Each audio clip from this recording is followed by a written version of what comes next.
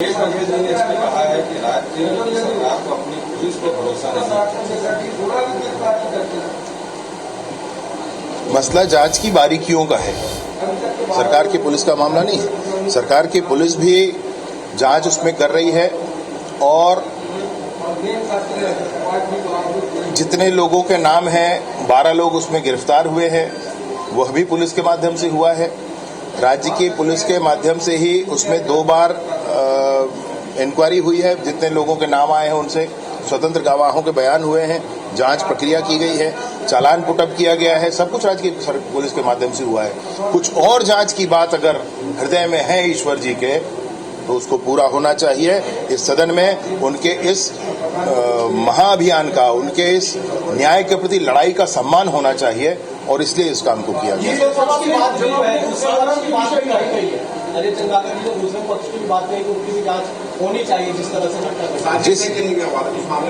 जिस विषय पर एक विषय पर ध्यानाकर्षण था उस विषय पर निर्णय हुआ है। कभी और कुछ विषय आएगा तो फिर निर्णय किया जाएगा।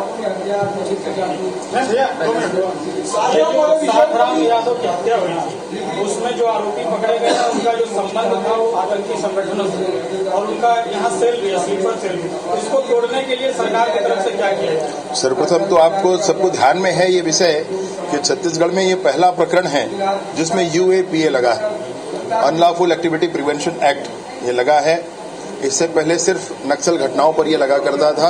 ये पहला प्रकरण है जो नक्सल घटनाओं से इतर ये लगा है इन पे, और ये आतंकवादी घटनाओं के लिए इस धारा का उपयोग किया जाता है। कालांतर में और देखते हैं इसमें क्या हो सकता है, जड़ तक जाएंगे, समूल नाश होगा इस बात का।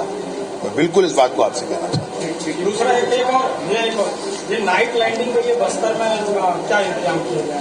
हेलीकॉप्टर नाइट लैंडिंग रात में नहीं हो पाती, उसको लेके नहीं नाइट लैंडिंग हेलीपैड बने हुए हैं, वहाँ पर नए कैंप बन रहे हैं, उसमें भी बन रहे हैं। बस्तर में तो गजब काम नक्सलिज्म पर हो रहा है, उसको खत्म करने के लिए हो रहा है। तक पहुंच गई है। हाँ, पुवर्ती में तो 40 वर्षों के बाद तिरंगा लहराया है।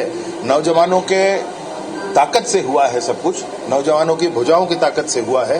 आप वहां जाकर के जो फील्ड में लड़ाई लड़ते हैं उन नौजवानों से हाथ मिलाएंगे तो करंट लगता है भाई। गजब का जोश है, गजब का जोश। केंद्रीय गृह मंत्री आ रहे हैं, 3 कार्यक्रम तक बिलासपुर कैंसिल हो गया, जांजगीर और कोंडागांव में और जांजगीर में उनका माननीय अमित शाह जी का कल छत्तीसगढ़ में आगमन है। कोंडागांव में एक बैठक है और जांजगीर में एक जनसभा है। ऐसे 2 उनके कार्यक्रम निर्धारित हुए हैं। ये आगामी लोकसभा चुनाव के दृष्टि से भाजपा के कार्यक्रमों की शुरुआत है।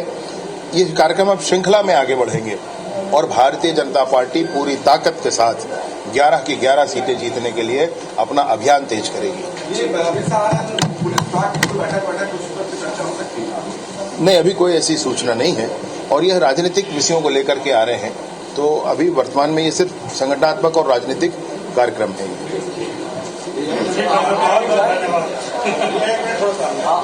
सामने